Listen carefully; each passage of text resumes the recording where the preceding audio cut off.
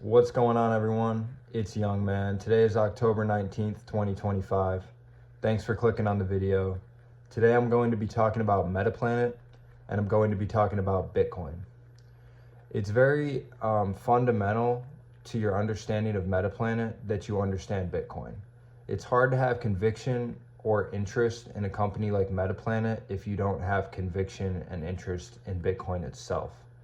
So today I'm going to be talking a bit about Bitcoin, and then also how Bitcoin plays into my idea of Metaplanet and Metaplanet's future.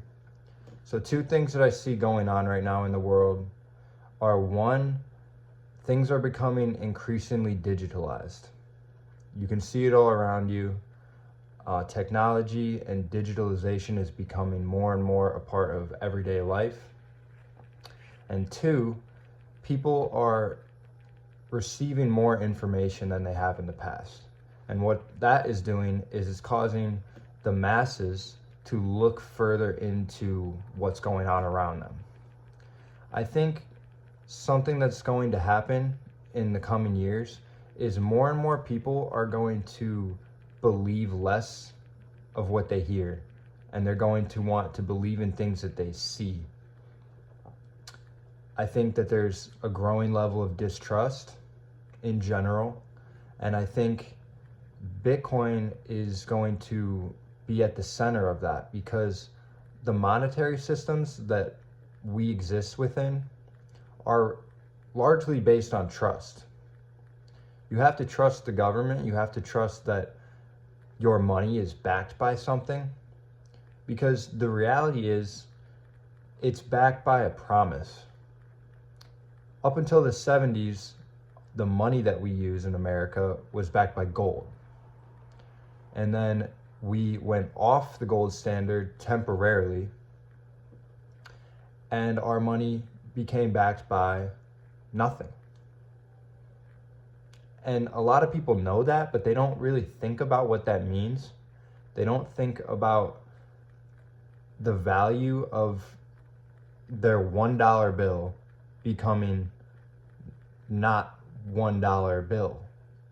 It's still a dollar bill, but in 1990, that dollar bill got you more goods and more services than it does today in 2025.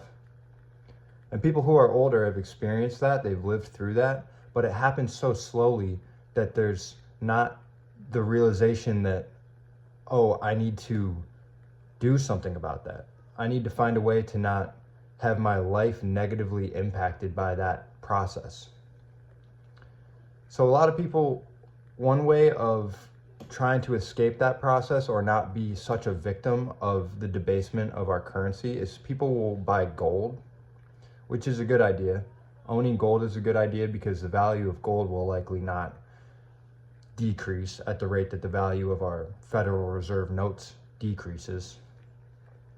But to go back to my first point that I made about how things are becoming more digitalized, I think that a form of gold that can be sent between my iPhone and your iPhone can be kept in my pocket when I go through the airport to another country. I think that there's a demand for that. I think that there's a demand for that right now, and the demand for that will only grow. And so what is going to fill that demand is Bitcoin. You've probably heard of Bitcoin being referred to as digital gold, because that's what it is. It's a store of value, it's capital, it's collateral, and it's digital. So if you understand that that is what this thing we call Bitcoin is, then it's easier to get behind the idea of a company whose purpose is to accumulate as much of that as they can. That is what strategy and that is what Metaplanet are. They're essentially a bank. If you believe Bitcoin is money, Bitcoin is digital gold, then it's easier to understand the purpose and the use case for a company that is going to have more of that thing than everyone else. They're not just accumulating it to just hold on to it and look at it. They're accumulating it to issue credit. That's what banks do. They issue credit. People that want to put their money somewhere or people that want to borrow money, they go to the bank to do that. But at this point in time, your bank account isn't going to give you 10% on your money that you set in it. Michael Saylor at Strategy is, because he's capitalized on an asset that grows around 30% a year. So he's able to do that. He's able to offer you 10% and still create value for his company while he does that. STRC is the fixed income product that Michael Saylor launched recently, Stretch. And people who have wealth and are just sitting on money, and a lot of it is probably tied up in US Treasury, they don't want that 4% that's backed by a promise. They want 10% that's backed by scarcity. And they don't know it yet. Most people don't understand that yet, but they're going to. Like I said, the world's becoming more and more digitalized and more information is spreading, and people are wanting more and more information to back up the decisions that they make. So something like Stretch, digital capital, and these instruments that Michael Saylor is offering, those are going to become very important, and the demand for them is just going to go up and up and up. Metaplanet is going to be offering something very similar. In Japan, you can't get any type of yield. In America, we can get 4%, which seems very, very good when you compare it to Japan's 0.5%. So Metaplanet's going to be able to offer the same type of product that Michael Saylor is offering, but they don't even need to offer 10%. They're going to offer 6%. And the demand is still going to be extremely high because no one else is going to be able to do that, because no one else has as much Bitcoin as Metaplanet does.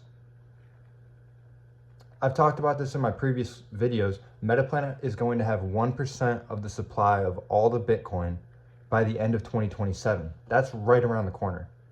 That's 2 years from now. I won't even be 25 by the time that Metaplanet has 1% of all of the supply of what will likely be the global reserve asset.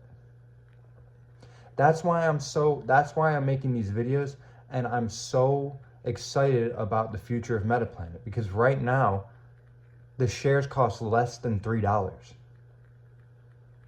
It doesn't matter who you are, you can invest in Metaplanet. You don't need to be wealthy. You don't need to have money to invest. You can be making a wage, and you can put a significant amount of money into Metaplanet and hold a significant amount of shares before those shares go to hundreds of dollars. That's already happened with Strategy. The shares are hundreds of dollars. I believe Metaplanet will follow in the footsteps of Strategy. I'm not saying that they're going to be to this, their treasury will be the exact same size as Strategies, but it doesn't need to be. It just needs to be built on solid foundation, and they can issue debt, and they can continue to accumulate capital to buy Bitcoin with, and continue to increase Bitcoin per share, and continue to increase the value of their company and the value of the shares that I hold. I believe my life is going to be changed by Metaplanet. I believe that anybody who decides to invest in Metaplanet will improve their life. That's not financial advice. That's just an idea that I have. None of this is financial advice. But Bitcoin will likely become more and more relevant and more expensive, and more people are going to have this idea that I have, and it's going to click and make sense, because the system in place right now is broken. It's not hard to tell that it's broken. The alternative to investing in companies like this is an index fund. That's what the traditional wisdom tells you. You put your money in an index fund. And I'm not saying that that's a bad idea.